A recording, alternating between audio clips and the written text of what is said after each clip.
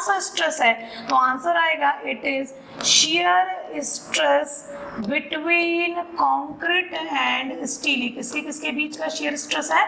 concrete and steel। अब concrete and steel का shear stress है, तो दोनों की कौन सी compatibility पे काम करता है? तो आंसर आएगा strain compatibility।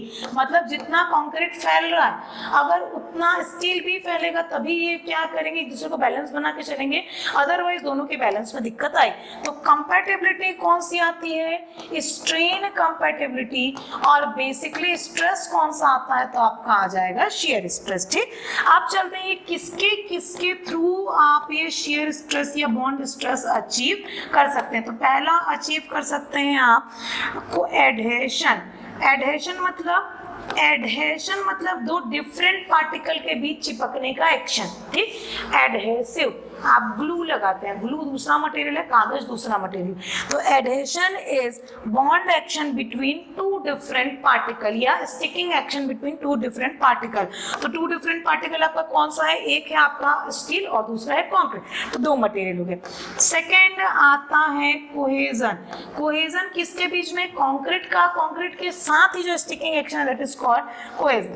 थर्ड आता है आपका फ्रिक्शनल रेजिस्टेंस। फ्रिक्शनल रेजिस्टेंस क्या होता है? आपका कंक्रीट में सैंड है, सैंड जो है वो फ्रिक्शन वाला मटेरियल है, उसमें क्या रफनेस होगी, तो फ्रिक्शनल रेजिस्टेंस भी आएगा। और उसके बाद चौथा आता है आपका मैकेनिकल रेजिस्टेंस। कौन सा रेजिस्टेंस आता है? Mechanical resistance. अब यहाँ पर ध्यान देंगे, ये जो चौथा पार्ट है वो इंपॉर्टेंट है कि मैकेनिकल रेजिस्टेंस मतलब क्या होता है। ठीक, तो मैकेनिकल रेजिस्टेंस क्या होता है? यहाँ पर देखो, ये चौथा पार्ट को मैं बता रही हूँ। मैकेनिकल रेजिस्टेंस बेसिकली आपको कौन से बीम में मिलता है, कौन से बार में मिलता है? तो आपने दो टाइप की बार देखी होगी, एक देखी होगी माइल्ड स्टील। माइल्ड स्टील को प्लेन बार बोलते हैं। क्या बोलते हैं?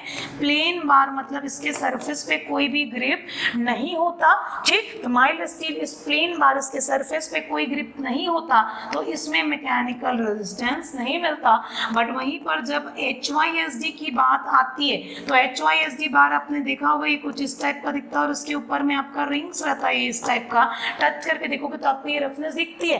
तो ये रफनेस बेसिकली मटेरियल में इनबिल्ट है, आप अलग से नहीं बना रहे हो। आपने क्या किया, जब ढलाई कर रहे थे, ये जो रेनफोर्समेंट को जब फैक्ट्री में बना रहे थे, तो साथ में ही आपने ग्रिप्स डाल दिए थे। तो ये ग्रिप कौन सा एक्शन देता है आपको? Mechanical resistance. तो ये ऑब्जेक्टिव क्वेश्चन, प्लेन बार्स कौन सा रेजिस्टेंस नहीं देती, तो आंसर आएगा मैकेनिकल रेजिस्टेंस।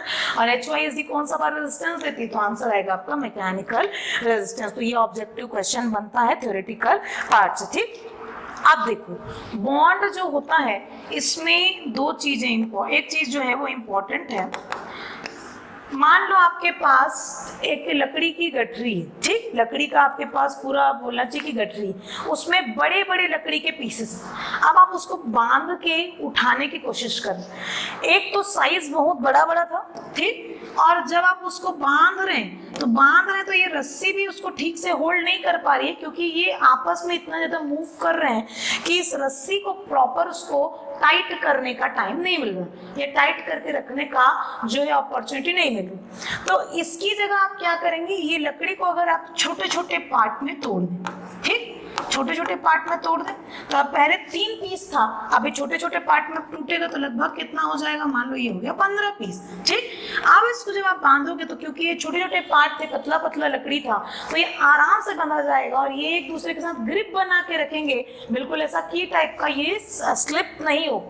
तो यही चीज हम बॉन्ड में करते हैं। जब भी बॉन्ड की कंडीशन किसी बीम में सेटिस्फाई नहीं होती, मान लो एक बीम है, वो बॉन्ड की कंडीशन सेटिस्फाई नहीं कर रहा, तो आप क्या करते हैं, जो ज्यादा डायामीटर की बार होती है उसको रिप्लेस कर देते हैं छोटे डायामीटर की बार से। अब यहाँ पर संख्या कम है, यहाँ पर कितने बार है, 3, और इधर क्या होती है, संख्या बढ़ जाती है। तो आपको ये ऑब्जेक्टिव क्वेश्चन पूछा जा चुका है, when bond compatibility does not satisfy, in that condition what is the solution. When bond compatibility compatibility does not satisfy, या ये बोल सकते हैं कि जब बॉन्ड में आपका बीम फेल हो जाता है, सेटिस्फाई, तो बेस्ट पॉसिबल आंसर क्या होता है? तो आंसर आएगा रिप्लेस। किसको रिप्लेस करना? Replace larger diameter bars, larger diameter bars को किससे रिप्लेस करना? स्मॉलर डायामीटर बार से आपको रिप्लेस करना है। और नंबर में क्या फर्क पड़ेगा? तो यहाँ पर